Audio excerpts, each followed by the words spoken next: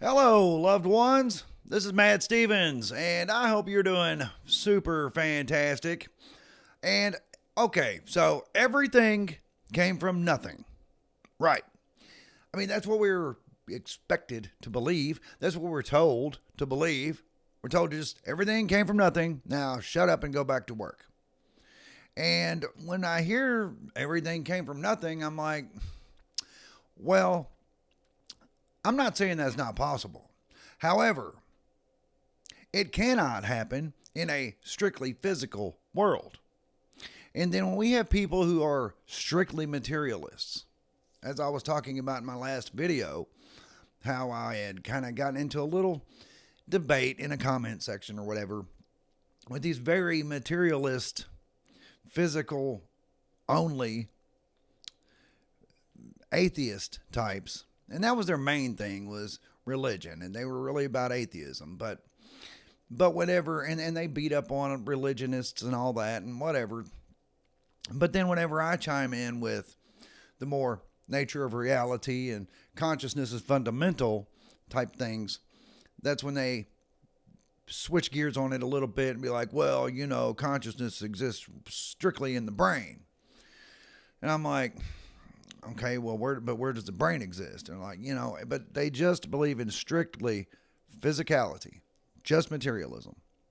And I'm like, well, like the whole Big Bang Theory, everything came from nothing. And then they're like, well, no, it's energy, blah, blah, blah. And I'm like, well, where did that come from? I mean, there's a point of origin at some point, and it has to be in that theory. So I'm like, everything coming from nothing, that can't happen in a strictly materialist viewpoint. But it can happen. Yes, it certainly can happen. It can happen where? Well, it can happen in imagination, which is mind. It can also happen in a computer, such as the simulation powering up, if we want to go with computer simulation hypothesis or whatever. But in mind, right? And it's like with the author analogy, right? So you have an author who sits down to write a book. We're going to write a novel, and in their mind, they create a world. And I mean, they get very detailed. I mean, in fact, if you look into writing, they have a whole thing around world building, right? And most of your like epic sagas and things like that have a very detailed world built into the story. But this author, if you're writing a story, you do your world building and then you develop characters and all of that. And in the story there will be main characters. There's going to be the hero, and there's going to the protagonist, the antagonist, all of these people. But there's going to be people in your story. Then there's going to be what we would call NPCs, such as just the people that they pass on the street. Somebody that stopped them and asked them for a stick of gum or something. I mean, little things like that. But the point is, in this author's mind, in this author's imagination, they have built an entire world. Take J.K. Rowling, for example. She has developed an entire world around the whole Harry Potter thing. And in her mind, Harry Potter, and I don't know all the characters, sorry, Hagrid, that's another one, right? Anyway, but Harry Potter and all of these other characters, they live in J.K. Rowling's mind. And she is their creator. She is the creator of that world and all of those people. And she knows these people very well. If you could ask her, hey, what would Harry do in this situation? She could tell you. In fact, in her mind, she could probably imagine, if you put a scenario out in front of her, said, hey, what would Harry do? She could play it out in her mind. Well, this is what Harry would do, right? But that is just a human in the physical form, right? Here in the 3D, in this very limited reality, we do have imagination, and our imagination does bring things to life, yes. In fact, when you read a book review on such a story, a lot of times you will see where the critic has said, this author brought these characters to life, or gave these characters life, these things like that. So, in that author's mind is where these people live. Now, I understand it's like, well, yeah, Matt, but those are in a story. And that story is very structured. And those characters don't have free will, for example. In fact, they can't even choose which way they're going. Okay, that's very true. However, those characters are under the impression that they have free will. If you were to ask J.K. Rowling, hey, does Harry Potter have free will? She would be like, well, I guess he thinks he does. I mean, yeah, he thinks he does. However, I guess ultimately, I choose what he does, right? It's like, yeah.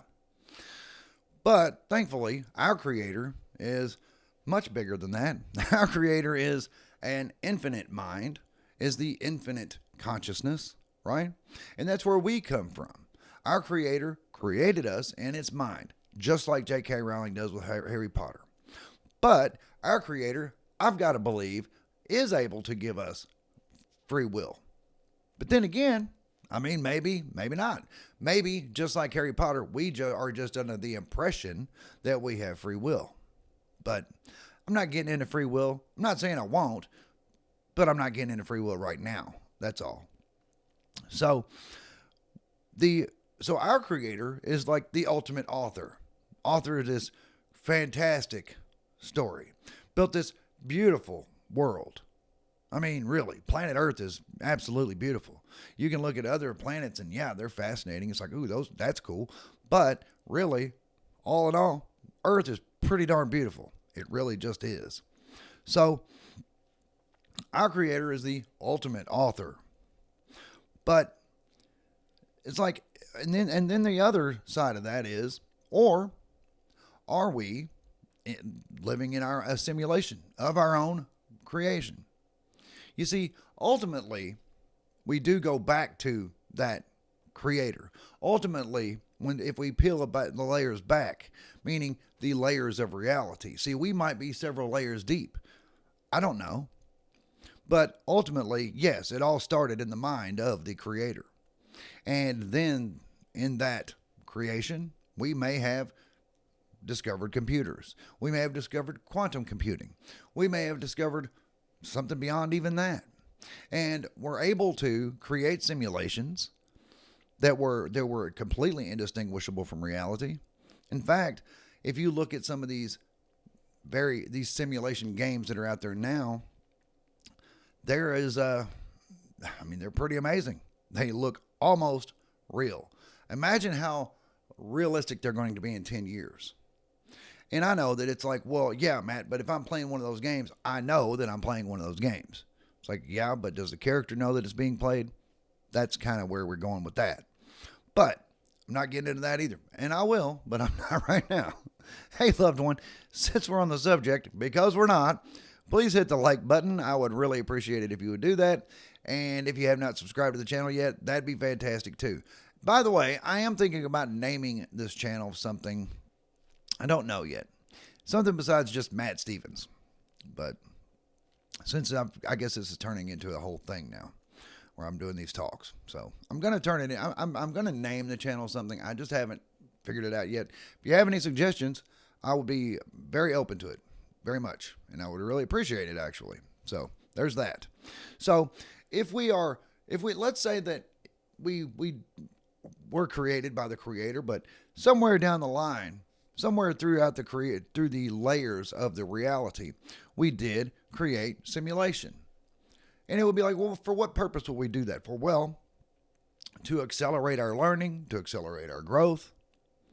Or maybe we entered into this for discovery of self, to discover or to explore consciousness, or for enlightenment. There's lots of reasons why we could have built a simulation and then put ourselves into it. And it would really it would not work the way we would want it to if we came into it knowing that that's what we were doing. We would have to come into this not knowing that we exist on the outside. That That version of our self that exists on the outside is what you would call your higher self. I got to believe. So we would have entered into this voluntarily, probably enthusiastically, because it would give us an opportunity to discover self. It would give us an opportunity to do all kinds of experiments, do all kinds of lots of things without danger of contaminating the outside world. We could do a lot of things in here that, I mean, let's face it, we do, right? We do lots of things in the world that we probably shouldn't be doing. Good news is it's not going to contaminate the outside.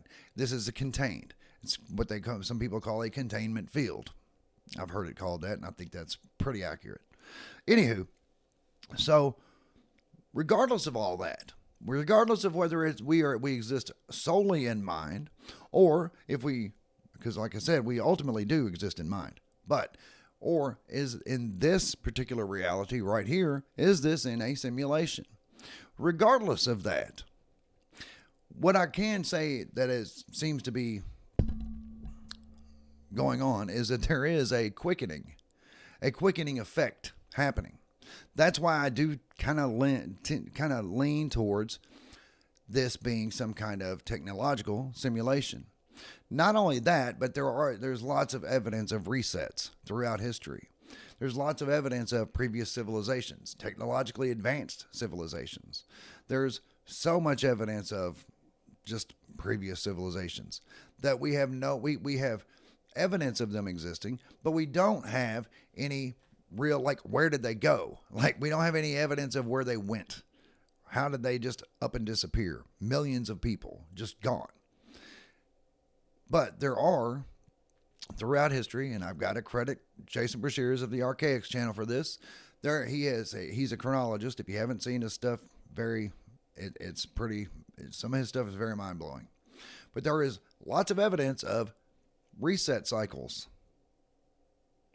Now, he believes we're coming up on one. I mean, not like this year or anything. Actually, I think the final reset is probably like 150 years from now. But yeah, a little bit more than that. But anywho, that's not what's important. But there is a quickening effect happening, meaning awakening is speeding up. Those in spiritual awakening, it seems to be speeding up. There are a lot more people having spiritual awakening, and the process is speeding up. Now, I've said that in the past, I don't believe that we ever complete a spiritual awakening. I don't think you ever fully become awakened. You just begin your process, and then the rest of your life is the awakening process. But, I mean, maybe I'm wrong about that. It doesn't matter. The point is there is a speeding up effect. A lot of people who are researching consciousness, nature of reality, just spiritual awakening in general, have noted that everything seems to be going a lot faster. Time seems to be going a lot faster. And an example I've given in the past in a video was, it's like when we were kids, like I'm 50 years old. When we were kids, we all thought that, I mean, the summers lasted forever. We'd get out of school and summer seemed to last forever. Now, granted, we did have more time out of school then, back in the 80s, than they do now. But whatever, that's not the point. But it seems that it would be the other way around, because we were kids and we were having fun. And everybody says, time flies when you're having fun. Okay. Well, by that thinking, time should have been a lot quicker during the summers then. But it wasn't. Summers seemed to last forever. Everything seemed to last forever. And now that I don't get summer off, I still got to work. We've all still got to do everything. Doesn't matter what the season is. So it's not as fun as it used to be. It's more interesting, I suppose. But anyway. But time seems to be speeding up. That's the point. And not only that, but the divide between those who are awakening and those who are not seems to be widening. The divide between those who are having their spiritual awakening and those who are staying in their slumber, and as I've said before, those who are staying asleep seem to be going deeper into their slumber. But anyway, but the divide between the two is widening significantly. And it seems as if that divide is widening at a accelerated rate. Now, is that because we have come into a simulation, and we have those of us who have decided, who have discovered spiritual awakening, discovered nature of reality and consciousness, now we are accelerating our learning, we are accelerating our growth, we are, as the momentum builds, it gets faster and faster. So therefore, that would explain why things seem to be speeding up. Or are we almost near the end of what we have come here to do, such as find enlightenment, gain wisdom, gain knowledge, all of these things? So anyway, yeah, loved one, I would love to hear what you got to think about it. If you would, let me know if you have an idea of what I should name this channel. That'd be great. Also, what do you think about, and if you think, if some people, and I know, by the way, I know a lot of people don't like talking about computer simulation. They don't like that because it brings back memories of Matrix movies and how people are plugged in these pods, and it's really dark, and it's just dark and it's scary. But the Matrix movies are very interesting, and I think there's a lot of truth in there. I don't think it's that dark and scary. Now, somewhere in all of reality, yes, there is that. There has to be, because it's a possibility, so therefore it exists. Now, ours, no, I don't believe so, because we do have connection to higher self. We are able to connect to our higher self. Our higher self your higher self is constantly trying to get in touch with you. When you see those synchronicities, when you see those, any of those signs, you need to stop and question. Okay, I'm tuning in. I'm listening. What is it that you're trying to communicate to me?